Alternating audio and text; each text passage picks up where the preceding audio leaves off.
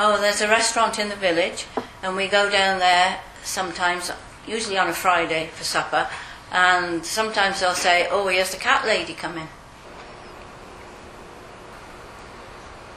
My girls have just started calling now, so obviously spring is in the air. Usually it's spring when they shout, you know. So I had one blue girl crying this morning, so she's downstairs with my mail. That's what you do. You put the girl in with the boy, and then you breed her. You wait 3 weeks, and then you know that whether she's pregnant or not when her nipples pink up.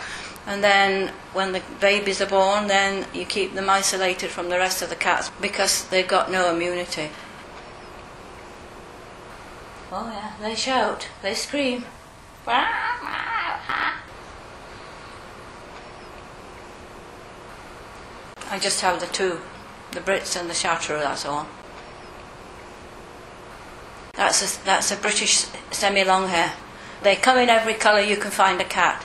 Because back in England after the war, the Persian breeders put them out on the street because they couldn't afford them after the war to feed them. And then when things started to get better and pick up, they chose the best ones, mainly brown tabbies, and bred the Persians to the brown tabbies. This is why we get the semi-long hairs back. When I first started, there was only myself and this lady in Smith Falls and the one in London, but there's about 5 of us all together now in Canada, yeah. Now I charge $700 for a pet kitten. Yeah, when I first started it was $450, but I mean everything's gone up, you know, all the food bills have gone up and the vet bills have gone up. Well, I've got about 10 girls, and I have my main blue boys downstairs, and I have a Chartreux male. I sold a brown classic tabby kitten to some people that live in Toronto. This was the 4th baby they had from me. They think my kittens are really good, you know.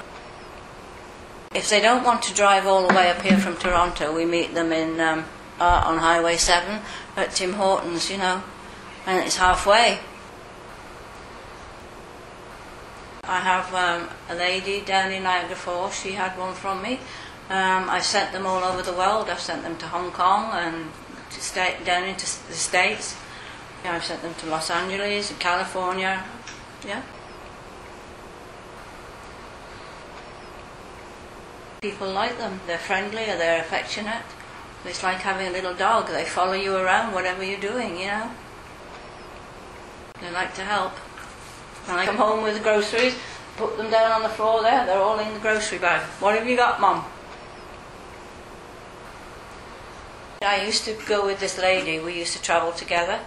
And then I met another lady that lives in McDonald's Corners, Judith. She breeds, well, she's given up now, but she used to breed Russian blues. So we used to travel together to shows. We've been into the States and everywhere. It's something for me to do, it's a hobby. They give me love and affection, the companionship. I mean, this time of the year when you can't go out, you know, you've got to have something to do. I have a coat that I wear in the spring and the summer that I bought at one of the shows. It's got cats' heads all over it, you know. And people love it when I go